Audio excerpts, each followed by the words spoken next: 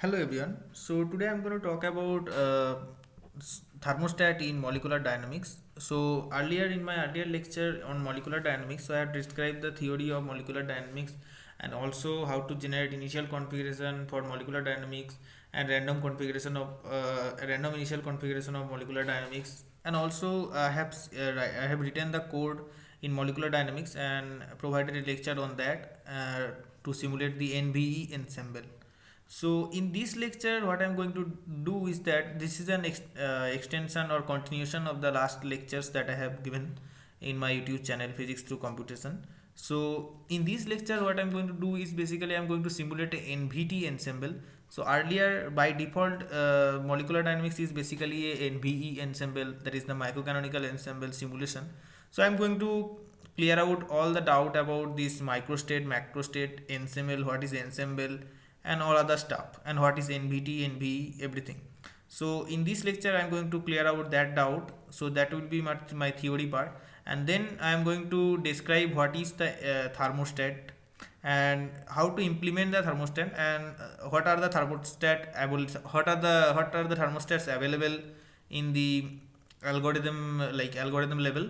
And and I will then describe each the some of them, the sum of the thermostat mechanism I am going to describe in this lecture, the theory part. And also after that, once I describe the whole theory, then I'm going to show you the code for the individual thermostat that I have described here. So the structure of the talk will be basically the thermodynamics and statistical physics, and then basically the thermostat, and then basically some algorithm of some thermostats, and then I am going to provide the code for the thermostats that I am describing here. So yeah, so let's have a look. So before that, if you are not familiar with molecular dynamics, and if you don't know how to deal with molecular dynamics code, so there are videos available on my YouTube channel, and the video link are provided in the description of this video. So you can just go ahead and have a look on that, and after that you can come back and have a look on this particular lecture. So let's start. So now, so before starting, so we need to know some basic concept like microstate and macrostate. So what is microstate and what is macrostate? So before going to formal definition, I'm going to describe this concept by describing some example. So let's say if you have two coins and you are continuously tossing them. So for one case you get head tail, for another case you get tail head, and for another case you get head on both the coin, and for another case you get tail. So now, so if you have so if let's say the case when one of them is head and another one of this tail, so then you have two of them, two of the cases for that case, and these two are basically the microstate, and the macrostate is basically HT, because any one of them can be H and any one of them can be tail. Any one of them can be head, and any one of them can be tail. And this is one microstate when both of them is heads, and that is also correspond to that macrostate. And also the microstate TT is also also the macrostate TT. So there are these four microstates, and the microstate corresponding to, for these two macrostate corresponding to H comma T, and for this macrostate is equal to microstate, and also for this state. So this is some rough idea about microstate and macrostate. So let's have a look on another example, then it will be more clearer. So now, so let's say if you have a n component monoatomic gas, let's say approximately like Avogadro number of molecules, and that are obeying classical mechanics. Let's say if you have that, and the microstate basically specifies the individual position and individual momentum of the particles. So individual like 10 to the power 3 number of positions and 10 to the power 3 number of momentums of the particles is specified by the microstate of the particle. So that are basically the microstate, and macrostate is basically n plus 2 independent thermodynamic variables.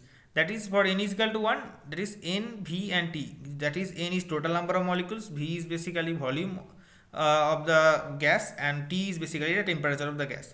So that are basically the macroscopic quantity. and that defines the macro state. So now let's have a look on the formal definition. So a macrostate is basically a macroscopic configuration of a large system described by the quantities such as pressure, volume, energy, temperature, entropy, number of particles, chemical potential, magnetic field, magnetization, etc. So what macrostate is basically, macrostate is the physically observable quantity that we can measure. So the property of the macrostate, only the property of the macrostate we can measure, not the microstate. So you cannot measure like each and individual position of the particle 10 to the power 23 particle. It is not possible to measure the individual position and momentum of all the particles throughout the dynamics. So only thing we can measure is basically the, let's say, the property of the system, like the pressure, like the temperature, like the volume of the box, something like that. So these are the properties of the macro state, so that we can measure. And the microstate is basically that I am talking about, that for n particle classical system, it corresponds to the particular volume element of a 6-dimensional phase space. 6-dimensional because let's say you have px, py, pz and x, y, z, so 3, 3, 6 and n number of particles, so 6 n dimensional.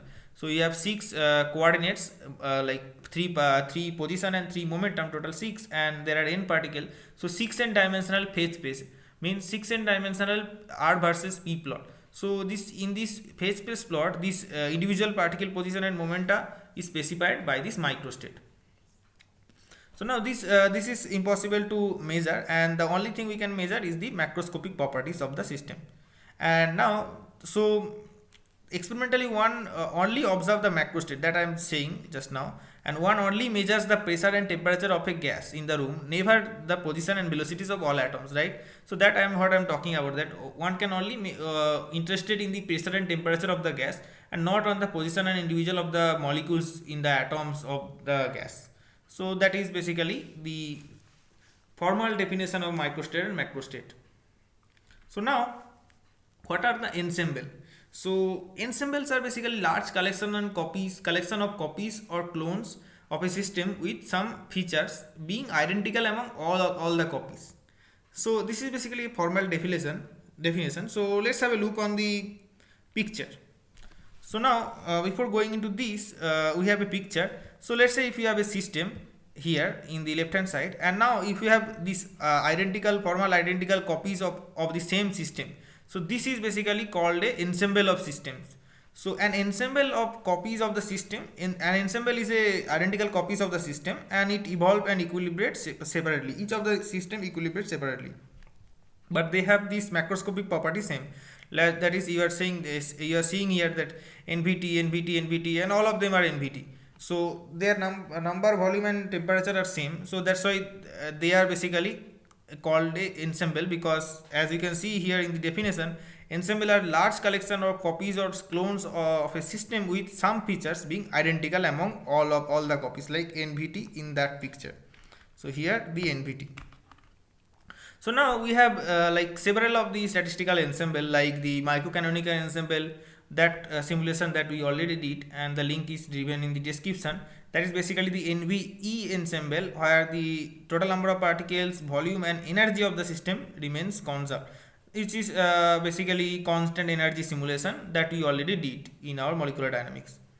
And so this is basically NVE ensemble. And next one is basically the canonical ensemble, which is NVT ensemble, where the total number of particles, volume and the temperature remains fixed, or it remains fixed, or it will fluctuate around some constant value. So that is also basically known as canonical. That is known as canonical ensemble, which is the topic of interest in this lecture.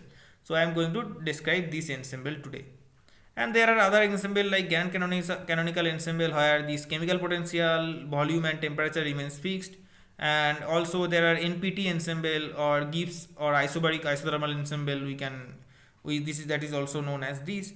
And that is also known as NPT ensemble, and there are other ensemble like NPH ensemble and every other ensemble is there. So only like three main topic of interest in the ensembles is that in this microcanonical, canonical and Gann canonical. So in this lecture I am going to talk only about this canonical ensemble and how to implement this canonical, how to simulate this canonical ensemble in molecular dynamics. That I am going to talk about in this lecture. So now, so these like what I'm talking is that if the system is under consideration is isolated, that is not interacting with any other system, then the ensemble is called the microcanonical ensemble. That means in this case the energy remains constant, the NVE ensemble that we already did. And next one is basically if the system is under consideration is in thermal equilibrium with a heat reservoir at temperature T, then the ensemble is called canonical ensemble, and in this case the energy of the system is not a constant and temperature is constant. So this is the topic of interest of today's lecture. And there is GAN canonical, where basically the system under consideration is in contact with both heat reservoir and also the particle reservoir. There is the particle number mu, v and t, both are constant. So the chemical potential is the energy required to add a particle in the system.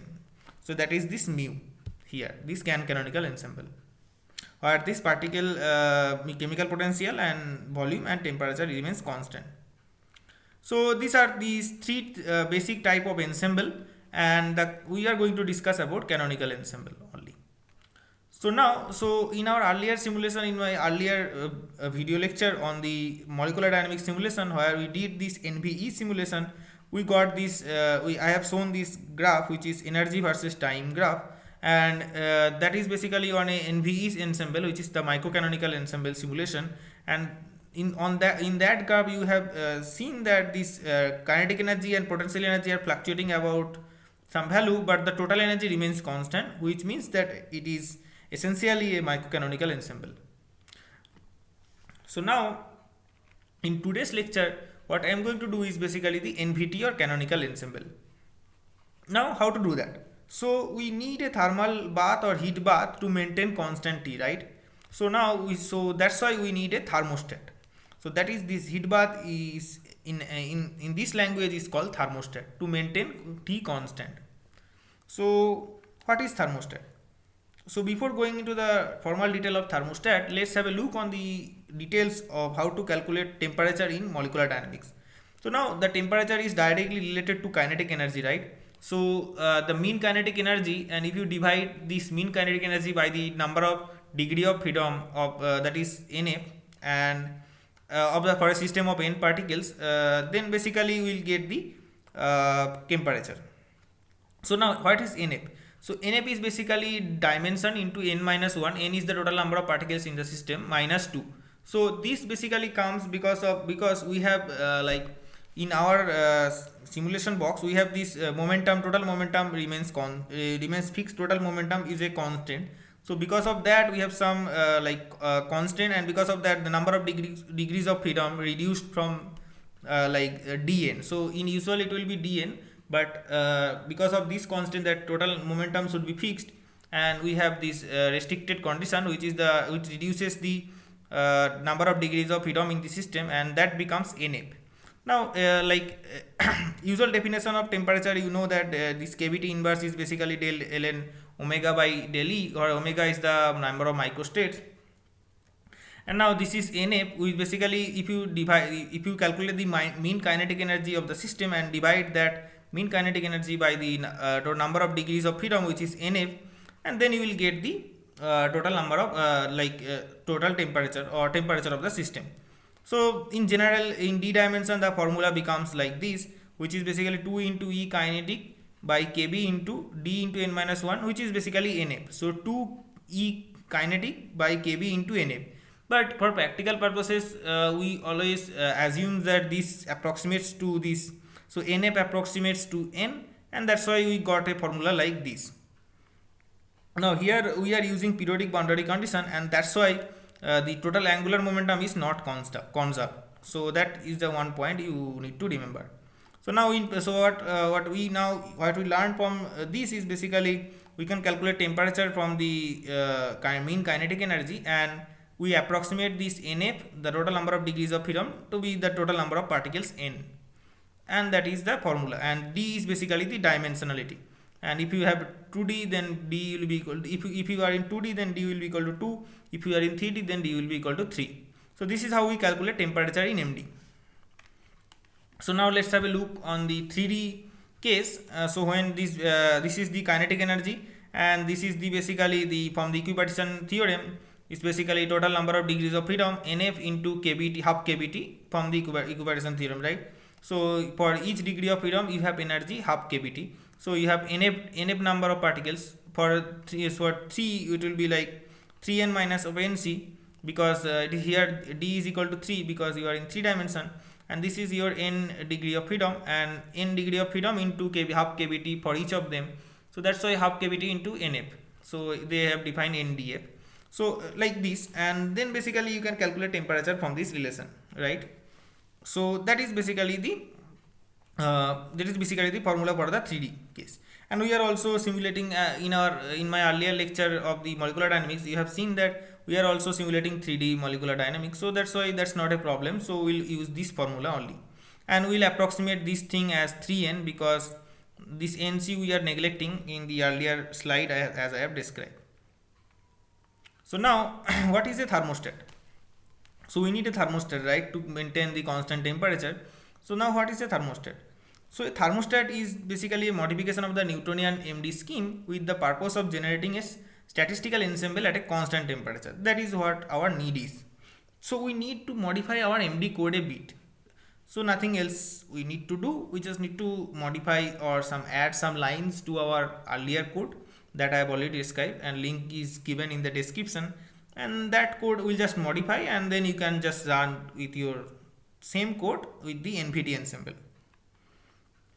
So now there are basically several thermostats available, and now like many algorithms are available for these cases. And so the main four of them are basically this velocity scaling, Berenson thermostat, Anderson thermostat, and Nuse-Uber thermostat. So out of them I am going to describe these three of them. That I am going to describe the theory part of these three of them, and also I am going to provide you the code for each of them. So let's first start with velocity rescaling. So now velocity rescaling is basically actually the first method proposed to keep the temperature fixed during a molecular dynamic simulation, and it will not allow the fluctuation in T. And this is the reference that you can use. So actually all the references I will provide in my description box. All the papers and all the PDFs reference I will provide in the description box. So you can have a look on the links if you want to know further about this particular scheme. So velocity rescaling is basically scaling of the velocity at each time step. So what we do is basically we calculate temperature. We basically scale the velocity by a factor of lambda, and we with that lambda we basically with that lambda we calculate the temperature, and without lambda we calculate the temperature, and that difference we denote by delta T. And if you just take the difference, so this is basically the formula for the temperature that I have already described, like this formula for D dimension in my earlier slide. So that basically just substitute this lambda in lambda vi instead of vi, and we'll get a formula like delta T is basically lambda square minus 1 into T of T. So lambda is basically square root of T0 by T of T, and T0 is our desired temperature, and T of T is basically the current instantaneous temperature. So this is the factor with which we are going to scale the velocity such that our temperature remains constant. So we will do it at each time step such that it will remain constant throughout the dynamics. So now we will just adjust the temperature scaling by scaling all the velocities like this, so that we just basically just do like this and scale the velocity like this, and it will remain constant throughout the dynamics. But there are several drawbacks of the velocity rescaling, and this method leads to discontinuous because we are like abruptly scaling the velocity in the molecular dynamic step. So it will lead to discontinuity in the momentum part of the phase space trajectory, and also it does not allow proper temperature fluctuation, because you are doing the scaling abruptly throughout the step, and that's why it will make the temperature exactly constant. But in canonical ensemble, what happens is that the temperature will fluctuate small around some value, and but that this will not happen in the velocity rescaling thermostat case, because here it will be like a constant line, and also it is not time reversible. And the main advantages of this velocity rescaling thermostat is that it is straightforward to implement, and it is good to use in warm up or initialization phase. So if you are like beginner, then you can just use this velocity rescaling, and that's just a that doesn't matter. Like you can see the NVT ensemble simulation is happening. So yeah, so now let's have a look on the velocity rescaling thermostat, and then I will again come back and I will describe Berenstein thermostat and Anderson thermostat, and I will show you the code accordingly. So now, let's say velocity rescaling. So what I did here is basically, so this is the same MD code that I have written, and I have provided the earlier in my earlier lecture. I have provided the code and everything, and you can just go ahead and you can just go to that video lecture. That link is given in the description, and you can have a look on that. So here I'm not going to describe the full code because I have already described in that earlier video lecture.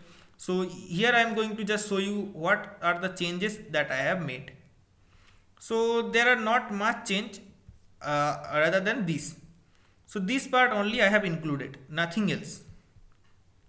So what I did is basically, so KBT one variable that I have introduced, which is KB into T, and KB is 1 in our case, right? So KB is 1, only the temperature is there. So KBT is basically your T naught, that is theoretical kinetic energy, that's why I rename it as theory KE. And KBT is basically this T naught, desired temperature, what temperature you want, at what temperature you want to go, that is basically this KBT. And using that KBT I calculate the kinetic energy, which is theoretical kinetic energy. And here I am already calculating this kinetic energy, instantaneous kinetic energy, right, which will give some temperature. And if you take the ratio, you will get this T naught by T ratio, and if you take the square root, you will get this square root factor here.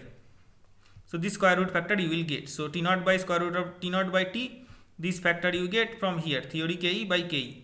And now if you just scale this Vx, Vy, Vz by this scale factor, and after the scaling, if you again need to calculate the kinetic energy with the scaled velocity, and you calculate the kinetic energy, and then you do the usual updating of the new particle position. So this is the part only I have included in the integrate subroutine. So you need to add these lines in your integrate subroutine here. So here you just add this line, and you need to define these two variable, scale up and KBT. KBT you can choose any one of your value. I have chosen like KBT equal to 1, so my temperature will be equal to 1. So this KBT you need to just choose, and then it will just simulate at that particular temperature. So now what we are going to see is that in this case our temperature will be constant, then temperature is related to kinetic energy. So our kinetic energy will be constant, and potential energy and total energy will be fluctuating quantity.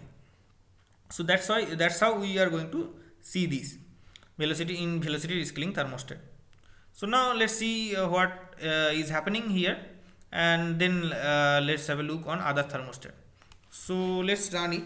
So G Fortran minus O3, and before running, so if you are not understanding this molecular dynamics code, I suggest you to go to my earlier video. So there I have described each line by line code, and you can just run that code, and after that you can come here and you will understand everything. So let's run this code. So MD Bartlett velocity rescale, and it's compiled, and then a.out. So it will take some time, and as I am already applying this GNU+ system command, so that will allow me to show this plot automatically. So yeah, you can see this kinetic energy is not fluctuating, it's constant, and that means your temperature remains constant, and your potential energy and total energy are fluctuating. So that means basically it's a NVT ensemble simulation. So now earlier when you are seeing this NVE ensemble, the total energy remains constant, but kinetic energy, potential energy are fluctuating. But here it's the opposite.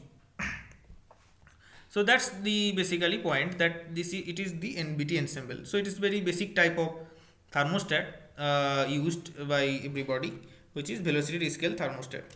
So now you have this data, you can also plot. So this data dot dat I have saved. So data dot dat using 1:2 with L line with 2. So you can also plot and also see, but here it will look like a almost fluctuating quantity. You need to plot 3 of them, and then only you can see the difference.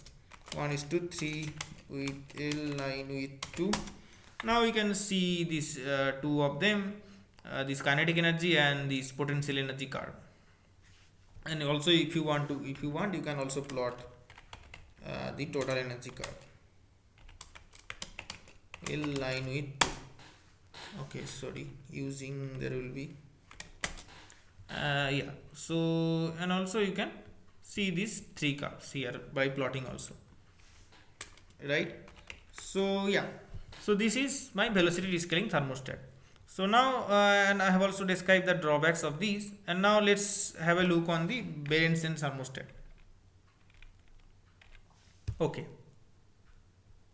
so in this thermostat, Berenson thermostat, so the main problem of velocity rescaling I have already described in the drawback, and basically the problem is that it does not allow the temperature fluctuation, and which is present in canonical ensemble.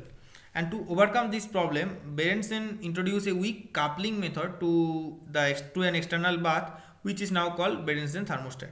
And the link is given here, the original paper by Berenson. So that link you can use, and also I'll just provide the link in the description box also. So now, Berenson thermostat is also is called proportional thermostat, and it is trying to correct the deviation of the actual temperature, like the instantaneous temperature from the prescribed one, which is T naught, known as desired temperature. And in our case, we are denoting it by theoretical kinetic energy, theory Ke, and by multiplying the velocities by certain factor lambda, same thing, in order to move the system dynamics to a one corresponding to T naught. So one advantage of this thermostat is that it allows the temperature fluctuation, thereby not fixing at a constant value. So here the one of the advantages is that here your T will be fluctuating little bit, but not like this. Like for velocity scaling, what we see is that the temperature is exactly constant. That is like a artificial, like artifact of the system, right? That cannot be exactly equal to constant. It will, like for canonical ensemble, it should fluctuate around some value. So that fluctuation is allowed in the Berenson thermostat, and that is one of the advantages of this thermostat over the velocity scaling. So velocity scaling is basically the very basic type of thermostat one can use at the very beginning. So now what we did in this thermostat is that, so this is basically the rate of change of temperature, which is basically 1 by tau, which is this weak coupling scheme that we are talking about, with into T0 minus T of T. T0 is the desired temperature, and T of T is basically instantaneous temperature at time step T. So tau is basically a coupling parameter, and it's the value of tau should be chosen with care, because it determines the coupling, the strength of the coupling. So now from here you can, so dt you can write delta of t, and you can calculate delta of t, which is dt by tau into T0 minus of T of T. And you can just, once you have this delta of t, you can just calculate this lambda square. Here the lambda square formula is given, so lambda square minus 1. So you can just calculate, you have this delta t, and you can calculate lambda square, because delta t plus T of T will be lambda square, and you can just substitute here. So which is lambda square equal to 1 plus this quantity. So this is basically the main equation, and so your lambda will be square root of this quantity, and with that lambda you need to scale the each and every velocity component, Vx, Vy and Vz at each time step. So that is basically the Berenson thermostat. So now so here basically there are several things, and tau is known as the coupling parameter, and this tau tends to infinity limit is basically make the thermostat inactive, and the run is sampling, and if you run with tau is equal to infinity, that will be simply microcanonical ensemble, and their energy will be constant, right? That will be NV ensemble if your tau is very large. So if you choose too small value of tau, that will cause unrealistically low temperature fluctuation. So basically it will be same again thing like this velocity rescaling, because low temperature fluctuation doesn't mean anything. So and if you choose tau exactly equal to delta t, you can calculate, like if you substitute tau exactly equal to delta t, your lambda square will be equal to t0 by t of t, which is again it will be like velocity rescaling. So now the main question remains is basically what will be the optimal value of tau we can choose. So that basically clarifies the that we need to clarify, because otherwise it will be very difficult. So we need to choose. We need to this coupling parameter determines how tightly the bath and the system are coupled together.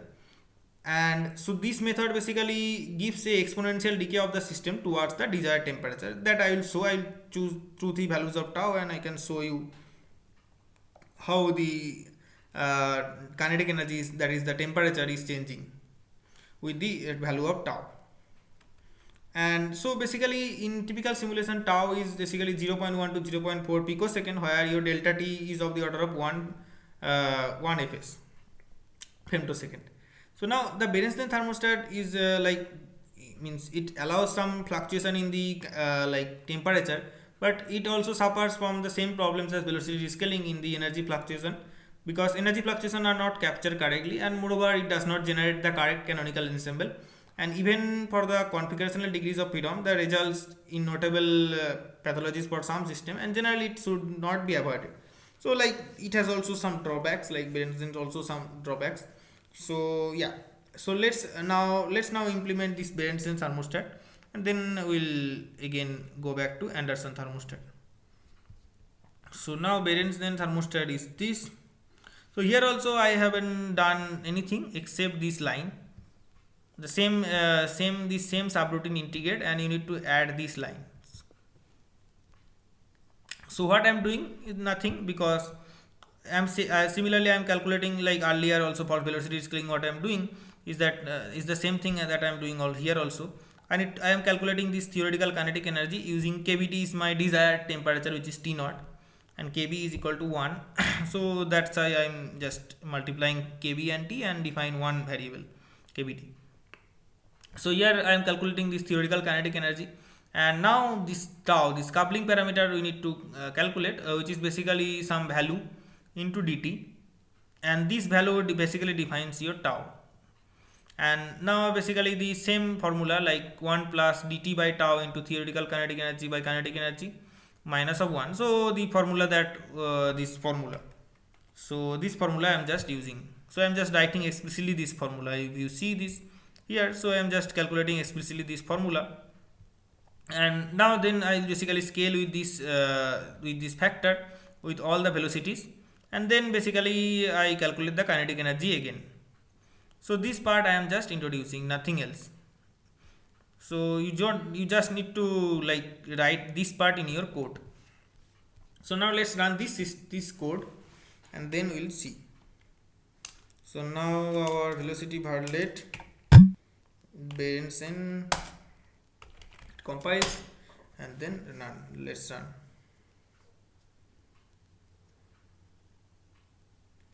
Okay, so it will then plot automatically, and you will see this kinetic energy, potential energy, and like total energy, and you will have an idea about what this thermostat does. So like there are like this it is slightly better than Berenstein thermostat. Sorry, it is slightly better than the velocity scaling thermostat, but it is not entirely capture the canonical ensemble part. Like it is not entirely canonical ensemble. So you see this here, the main thing that I am showing, that your kinetic energy is almost constant, but it is fluctuating if you see close by, and your total energy and potential energy are like fluctuating little bit bigger around some value. And now let's plot them in this scale, Gini plot. And if you see this this now right now your earlier your kinetic energy were not fluctuating. The first column is basically kinetic energy, potential energy, and total energy. So if you see this kinetic energy now is fluctuating, it's not constant. But earlier you were seeing this constant state line for the velocity scaling case, and that is not the case here. And your potential energy and total energy and potential energy are also fluctuating, but it is fluctuating much than the kinetic energy because it's a NBT ensemble. So you can see this NBT, this Berenstein thermostat captures some of the features of the canonical ensembles, but not entirely. Now let's save the data for 2 3 other values, and then I will just show you the effect of tau. So let's just switch off this, and then let's save for, let's say, data 2 and your data 2, and let's say this, make this as 100. So let's see. Okay,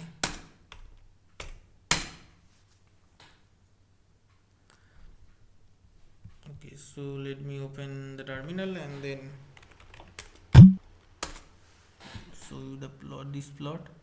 So this is the earlier plot, and here if I zoom, so it will, it basically like goes like directly to that, but it is actually going exponentially, as I have described here. So you need to be careful about the choice of tau, and that is very essential. And choice of tau basically determines how exactly it is approximating your canonical ensemble. So now let's basically have a look on data 1 and data 2, but only the kinetic energy part. So let's see. So let's unzoom it, and you see here there is a difference. So you will, if you see initially, so you see this initial part for tau is equal to 10 and tau is equal to 100, you see a difference.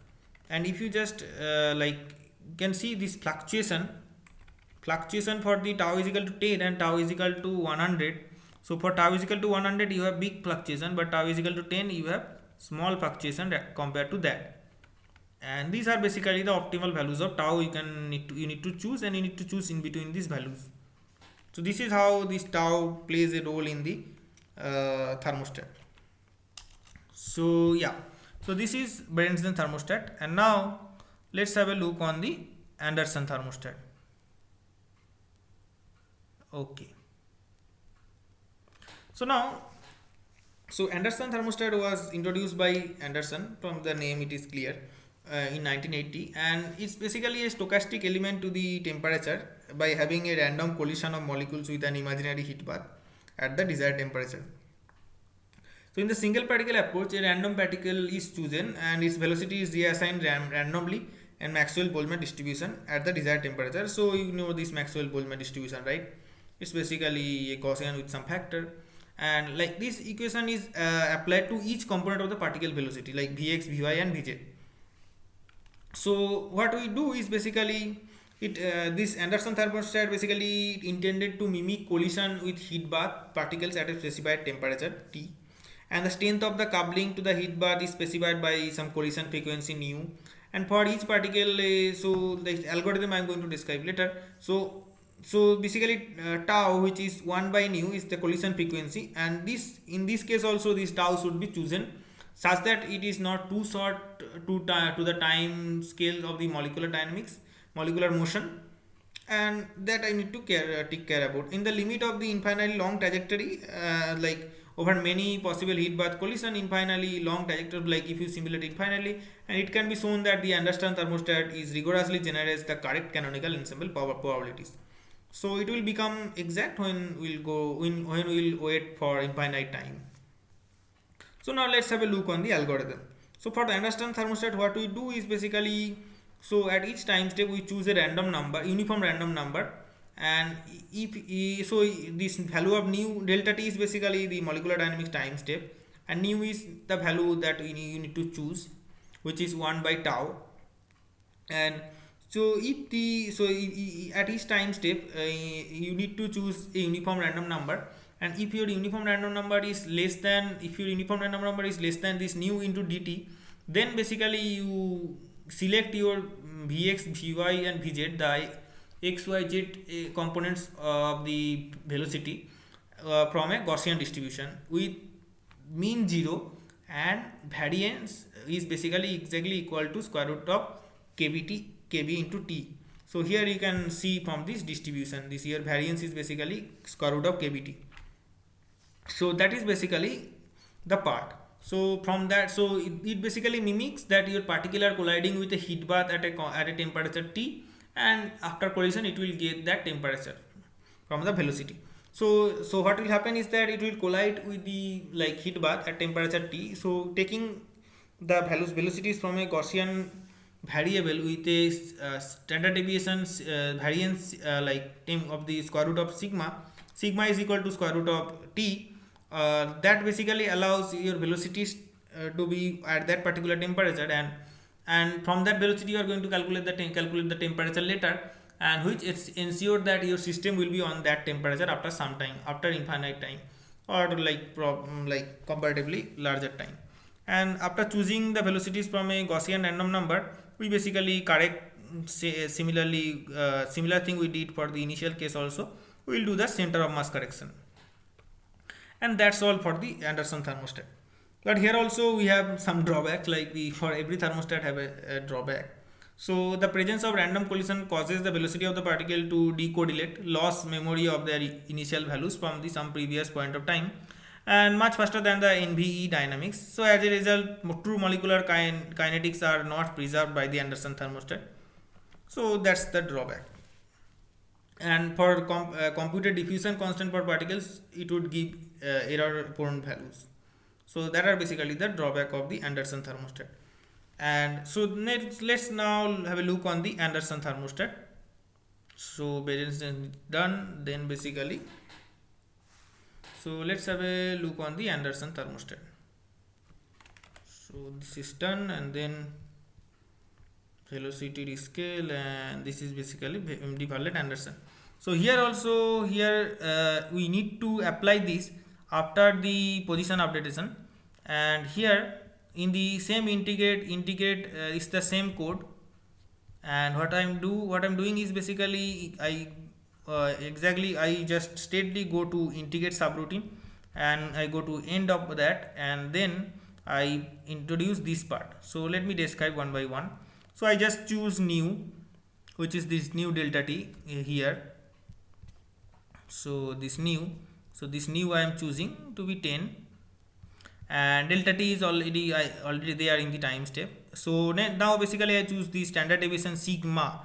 So you see there is extra a because sigma we are already using here in the Lennard-Jones potential. So that's why I am using an extra a to denote the standard deviation. So sigma is basically square root of kbt, and so now this is basically the standard deviation. And now basically I call a random number, uniform random number, and if my uniform random number is less than this nu star dt, which is nu into del time step, then basically I am assigning vx, vy, vz from a Gaussian random variate, and which has mean 0 and standard deviation sigma, and this we basically assign. And then basically again the center of mass correction, we basically calculate the average velocity. Here we basically calculate the sum of the velocity, and then we divide by total number of particles, which calculate the average velocity, and then we basically subtract it from the average velocity. And here in this file I am saving the magnitude of the velocity, which is vx square plus vy square plus vz square, to save to see the distribution of the velocity, either it is Maxwell-Boltzmann or not. So that I will show you. So now this is done, and then after that I close this end if, this if condition, and then I just basically calculate the kinetic energy again using the modified velocities. So now one question is basically what is this gas dip, which is Gaussian random variate. So how I am generating? So this is a function, so that I have written. So this is my gas depth, which I included in the module para, So you can just use content statement. So after this variable definition, you can just use contents, and then you can just write this function.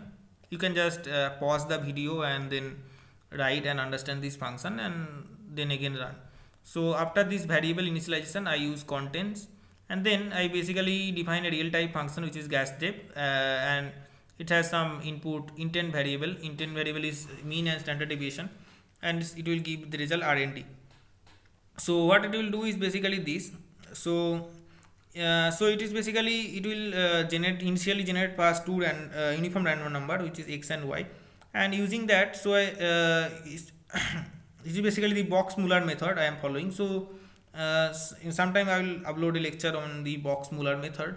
So for the time being, this is how I am doing. So I am just calculating two random number x and y, and then I am calculating x square plus y square, and if and I am checking this R2, which is R square, is greater than 0 or less than 0, and according to that I am basically calculating this Gaussian random variable here. So this part I will describe later in my future lecture, how to generate a Gaussian random variate using Box Muller method.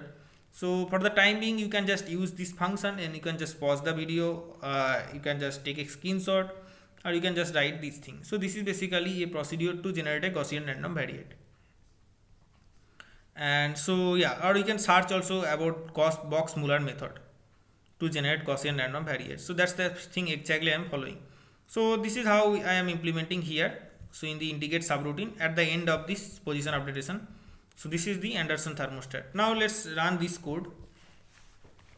So G Fortran minus O3 MD Varlet Anderson thermostat. Now let's wait.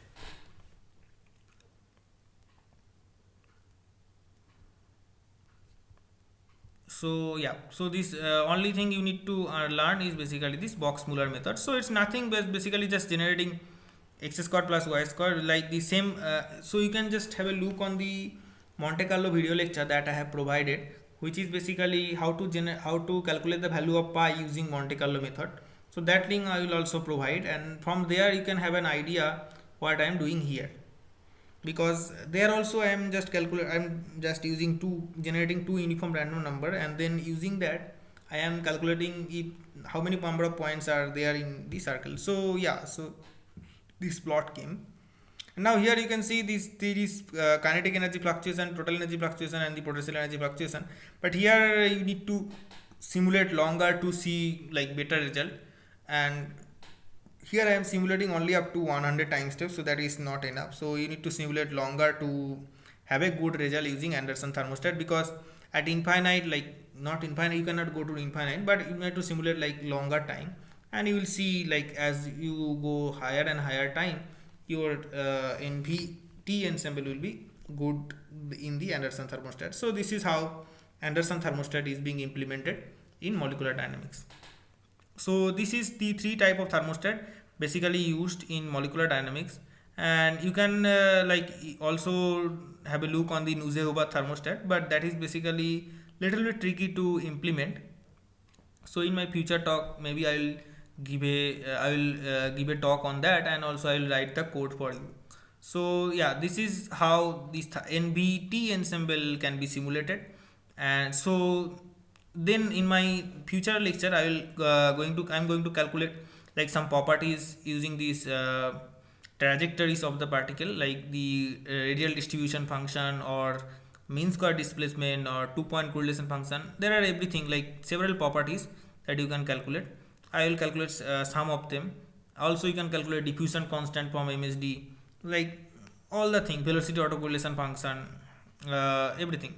So if you have any doubt, you can directly ask your question in the comment section, or you can also mail me. The mail is given in my YouTube, or there are 2-3 groups, like our Telegram group is there, so you can just join and ask your doubt there. And also we have a Facebook group, and all the links will be given to the description, in the description box.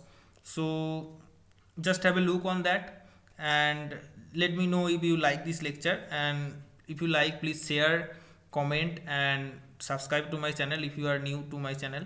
and keep supporting me. Thank you for watching this video. Good night.